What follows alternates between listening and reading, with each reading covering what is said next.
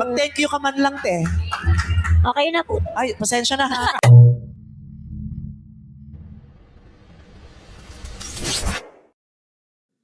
Anong gagawin mo kung medyo nanalo ka ng 30,000 pesos, no?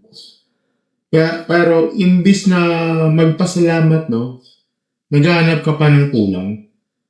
Hello mga stories, no, Plus Monkey, at welcome din sa ating Reddit reactions dito, no.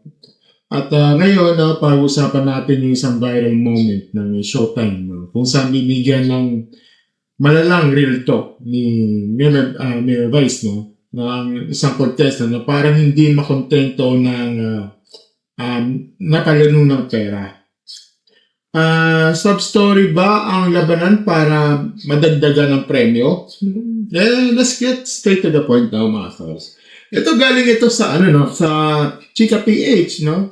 Sa Reddit, no. Ang title ng post, no, Vice ganda sa isang laro-larong kit, no, contestant. Gusto mo kami pabubuhay sa pamilya mo. Ngayon, panoorin natin saglit ito yung galing sa clip dito sa galing ito sa ABS-CBN, sa It's Showtime. So, panoorin natin. Alright, let's go. Yeah. Ang sabi po kasi nung anak ko, 16,000 po daw kasi yung bawat ng school. 16,000 ang? Yung parang practice niya po doon pag sumasakay sa aeroplano. Oh, ayan, 30 mil. Oo nga. Gusto mo ba kami nabubuhay sa pamilya mo? Nesukli ka pang 40. Hindi ka pa ba happy dyan? Oo. Ha? Okay, so medyo yan, ito mga stories, no. Ito dito. Medyo cringe at sobrang cringe panoorin, no.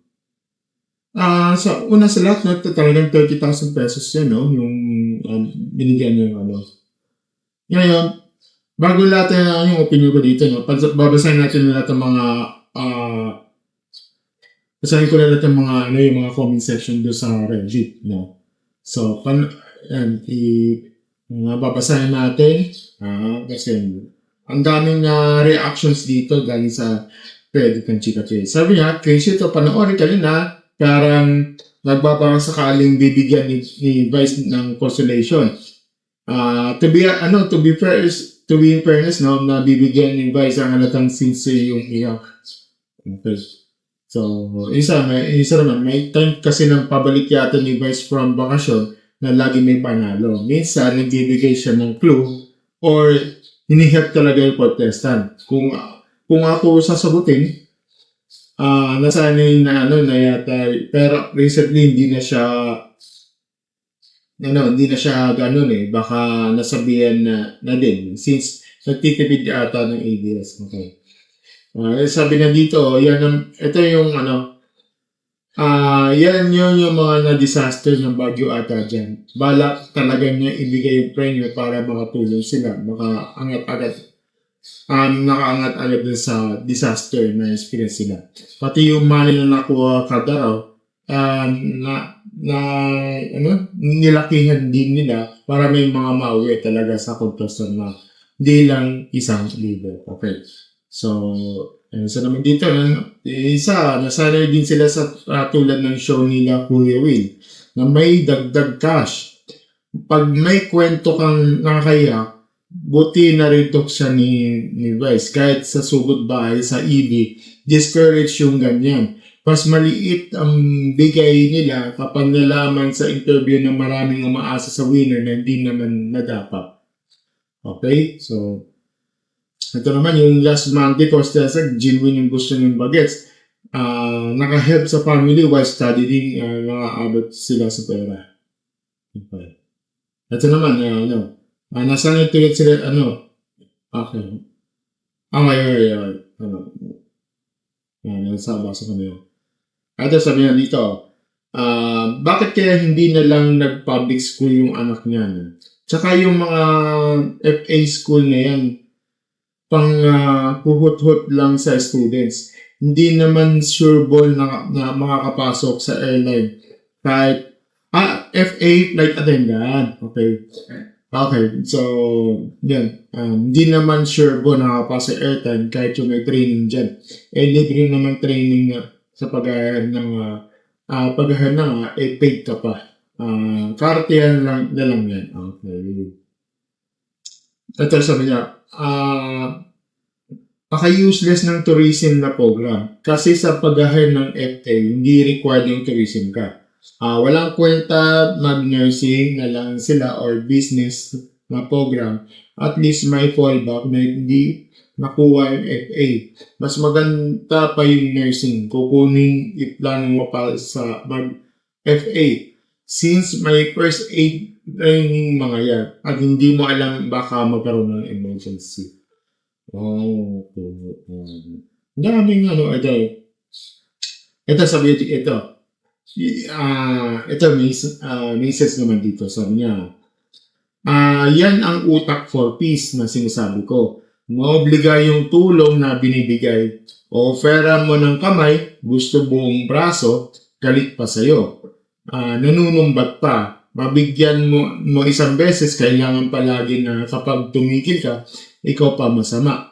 Nasasanay na dinadaan sa parinig sa pakanaman, ganun.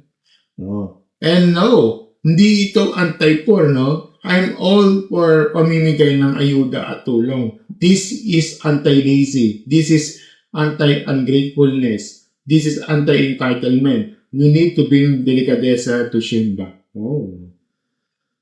Agree ako doon. Okay, so, yun.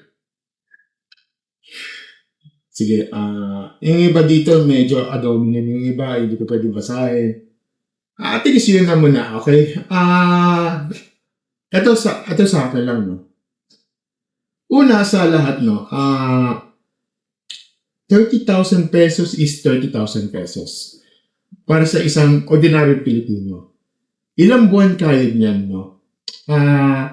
Kung tutuusin, yan 3 buwan ito na 3 buwan yung sahod mo dito. Kaya naintindihan ko yung naintindihan ko yung pagkairitan at real talk ni Vice, ni Vice.